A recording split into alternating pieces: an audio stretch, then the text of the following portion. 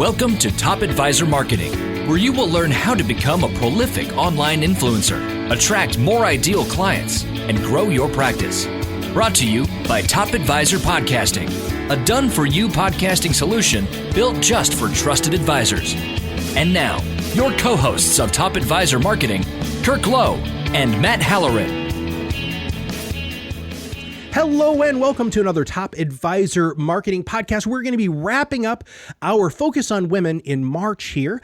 Top Advisor Marketing, as many of you have heard, this is the year of the woman, where we are doing our best to try to get experts into the conversation who happen to be women more and more and more. Now, our guest today, Katie Donovan, we've never had anybody on the podcast like this. So if you're driving, please listen. But if you're on the treadmill or if you're just chilling out in your office, you're going to want to have some paper handy or take some notes on your keyboard because the information that Katie's going to share with us today is wildly important for every single solitary business person in the United States and Canada to know, because she is a pay equity expert who introduced the impact of salary history on pay gaps in 2012 and drafted the first ban on salary history questions. So she's a heavy hitter. She's also the founder of Equal Pay Negotiations, and we're going to talk a little bit more how all of you can hire her to help bridge these gaps and to help correct some of the issues that we have. So Katie, welcome to the show.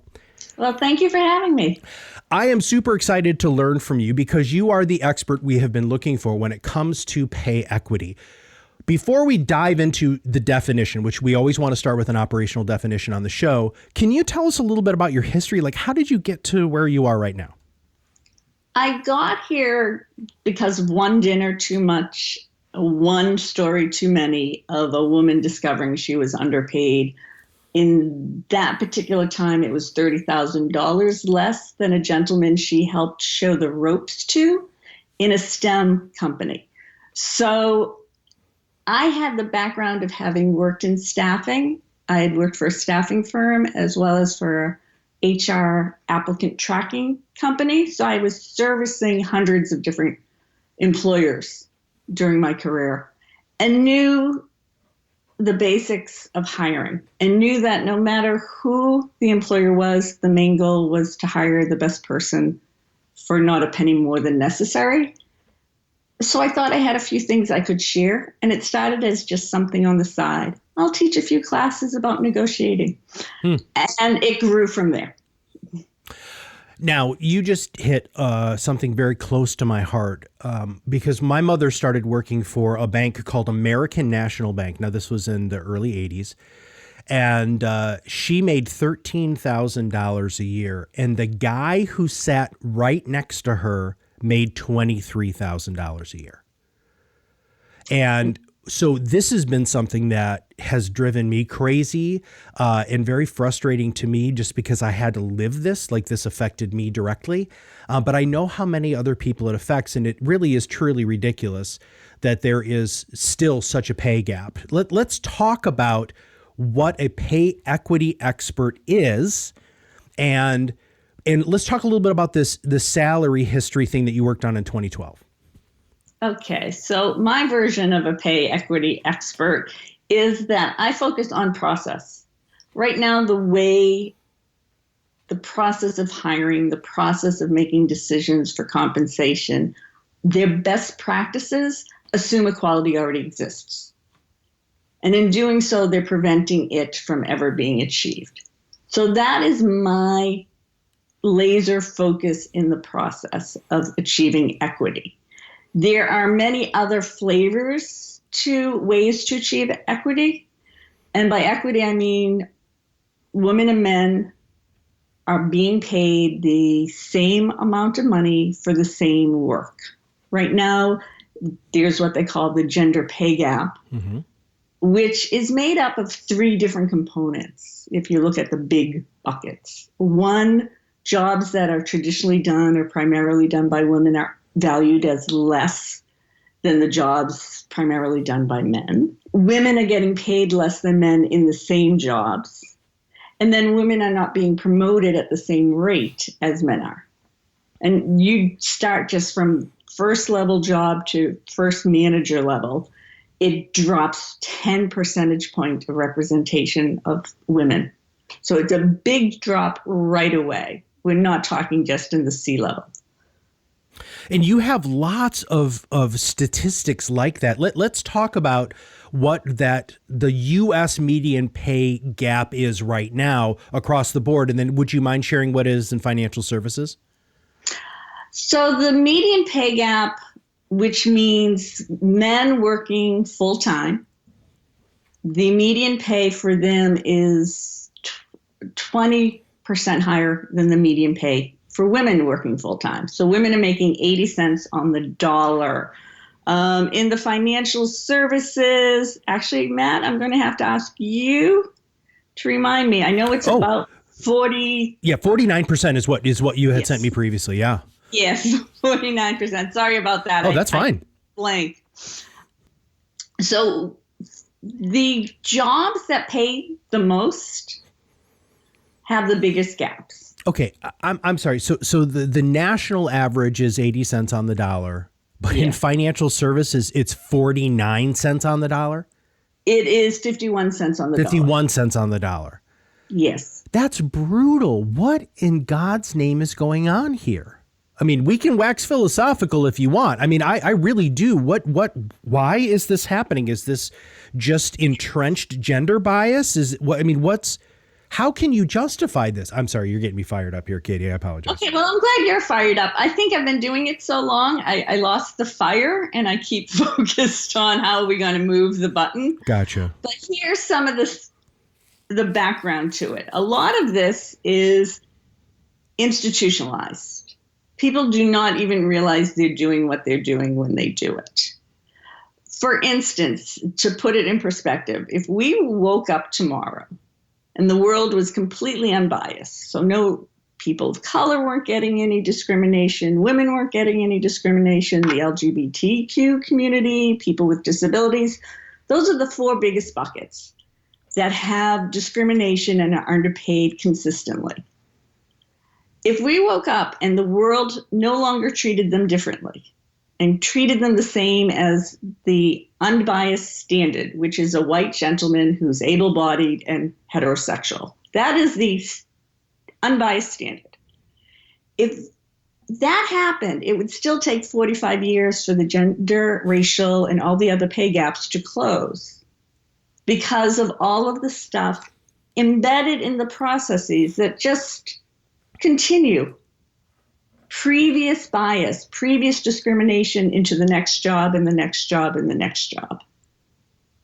That's part of it. So some of this is left over from discrimination that happened in the 80s, in the 70s. It wasn't till too long ago that there were actually two different pay scales, one for men, one for women, that companies blatantly used, and it was normal, and everyone was like, yeah, well, we'll pay the married guy with 2 kids more than the single woman, even though they're doing the exact same job.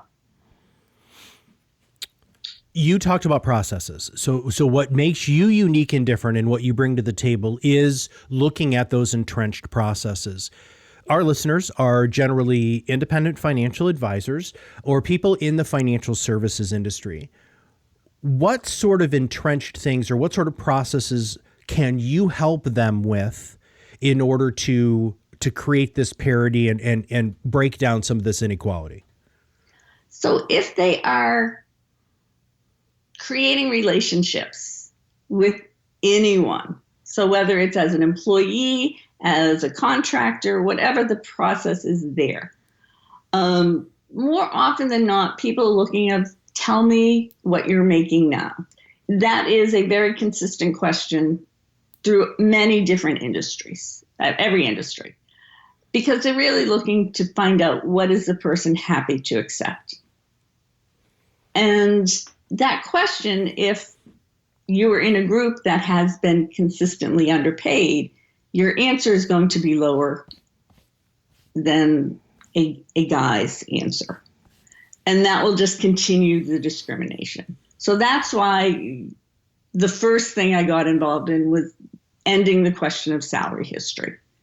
And it's used in contracts as well. If you have a relationship of, I'm going to be a vendor for you, I'm going to contract for you, that same kind of question, or what percentage are you used to getting in, we'll do a deal and you'll get X percentage of the work you bring in. Percentages are negotiable as well. And those vary from partnership to partnership. So you want to look at everything and aim for as high as possible if you are the person who is the contracted person or the employee. If you're the employer or the person who is contracting someone, you want to not look at the norm of everyone. So in databases for hiring someone, there is the median pay. 85% of employers use the median pay of everyone as kind of their starting point, what they're targeting to bring someone in on. If you're looking at everyone, you're not looking at the norm. You're looking at the number that has been dragged down by the women who are underpaid, the people with disabilities who have been underpaid, et cetera. It just continues. And that number is lower than what the man's number is. You want to, even though I talked about how blatantly back in the 70s and early 80s, there was the men's database and the women's database. We need to bring the men's database back and pay everyone based on that and think about that. Internally, if you have a range of what you're going to be giving people for the work they do, okay, compensation for it, cut out all your women and look at just what are you paying your men. That would be a quick way to see, do we actually have a different number? A lot of employers are petrified to look under the hood and see those numbers, though. Well, as an employer, we're 80% women here in our organization. I've made that similar mistake, right? So I will go to salary.com or whatever and start looking at comparables between, what I want to pay our team and what the national norm is. But you have some statistics here because we do ask, some questions because we have contractors right now. So we do salary negotiations with our contractors before they become employees.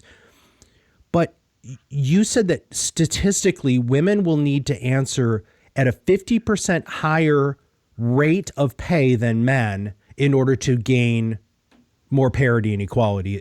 Did I read that right?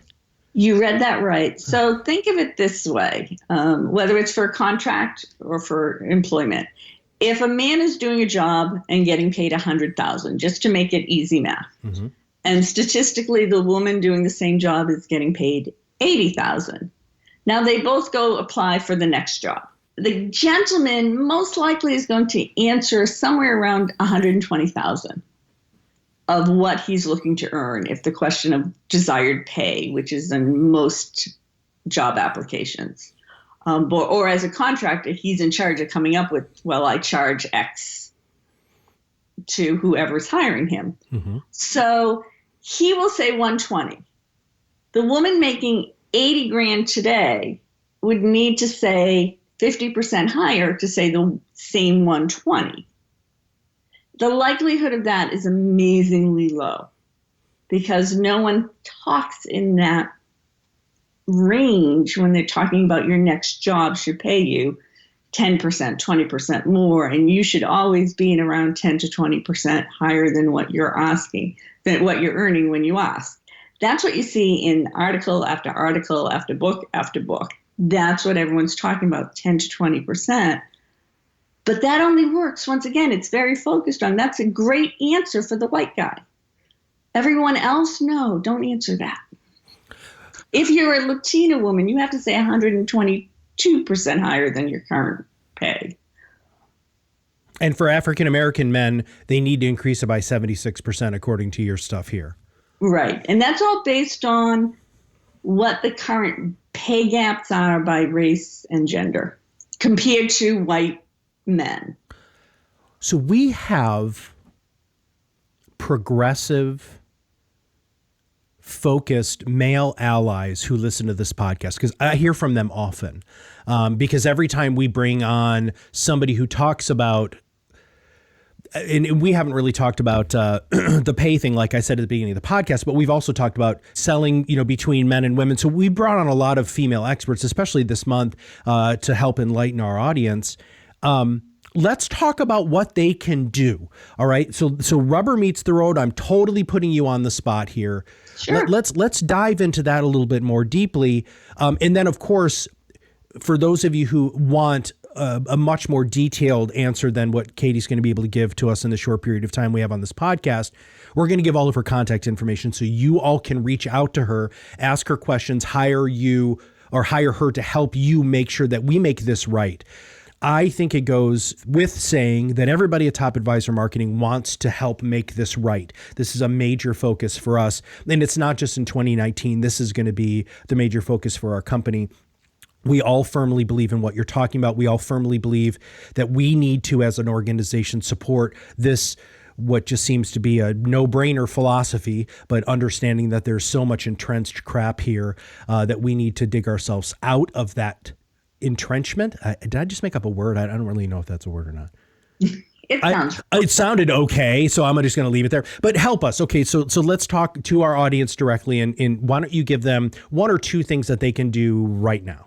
The first thing is to accept that there is a problem.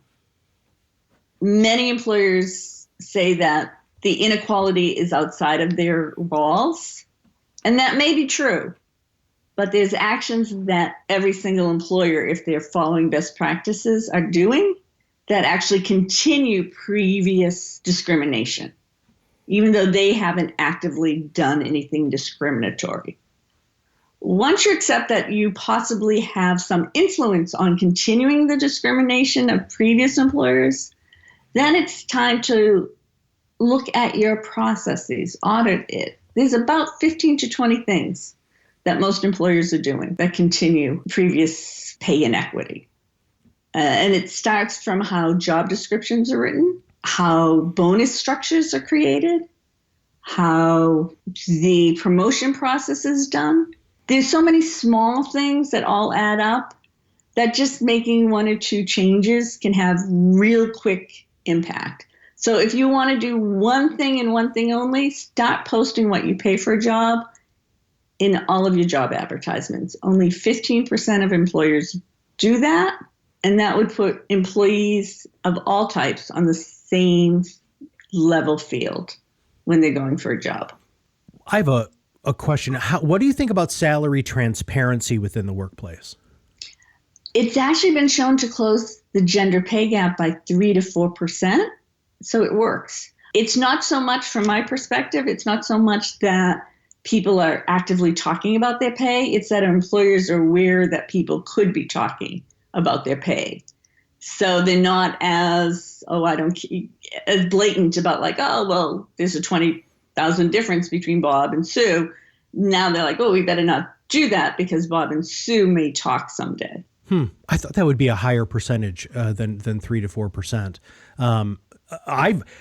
When I was a coaching consultant, Katie, when we used to do HR stuff, I always said, hey, you need to make sure that this is transparent. And why do business owners freak out so much? Is it because they know that there's inherent discrimination or inequity? Or why do you hear from entrepreneurs specifically that they don't like sharing the salaries across the board? Not that I always believe the reasons I'm being told, but here are some of the things I'm being told. Okay. How's that? That's I love it. Yeah, you teed that up well. Okay, go ahead. Often you hear that if we post what the job is, people who are superstars and are looking to get paid more will not be applying. And if it really is a superstar, we'll figure out a way to make the math work, which it is really not even close to the truth. Because from my days when I worked in an HR applicant tracking company, and I dealt with hundreds of employers. One of the first things recruiters do to get those 200 candidates down to the 5 that they actually bring in-house for an interview is look at their pay to get them out of there. Because if they're making too much now, we're not going to be able to afford them. there isn't this great magical bucket of money that they can come up with for a superstar. I mean, there are superstars in the world, but they're the ones everyone knows about, and you're chasing them. They're not reading an ad on monster.com and applying. So it doesn't hold water. I have never heard the superstar argument. That I hear all the time. Oh my gosh, that's so crazy. I mean, wow. I mean, if you're going to hire a superstar, then you need to be prepared to pay the superstar anyway. So anyway, okay. Now, you also said something about job descriptions, and before we wrap up today's podcast, how is the inequity built into the job description? Could you share a little bit about that? Sure. There's masculine words and feminine words, or supposedly. So women are drawn more to collaborative type of work or descriptions of the work. Men more leadership types of work or lone wolf types of work where they're aggressively doing better than the next guy. Now, I know I just said things that are total broad brushing it. Everyone's different. But statistically, it has been shown that job descriptions that have a lot of what they consider masculine words in them will get a candidate pool that is mostly men. And same with words that are mostly feminine words will get mostly women. And if you look at the job descriptions for anything manager above or in the world of finance, would definitely have a lot of masculine words. So it is making sure that you actually review the language in your description and have it that it's neutralized, that it's a mix of both feminine and masculine words, so it attracts both genders or everyone on the spectrum of genders. Mm-hmm. And you can Google, there's a ton of tools out there, a lot of them free. You can Google job description, masculine, feminine words, and find a ton of things to adjust those. Now, how often are you posting stuff about this on social or through your website? I am on social media multiple times a week, not every single day, but multiple times a week. I tend to be more media interviews that I'm sharing than my own writing. Okay. I wish I had more hours in the day, but I don't quite. Yeah, amen to that, sister. I'm right there with you. So that's what I tend to share. Also, I tend to share things that I'm impressed with from other people. Okay. And then I do speaking engagements. So I'm out there doing those and sharing when those are happening and workshops and whatnot.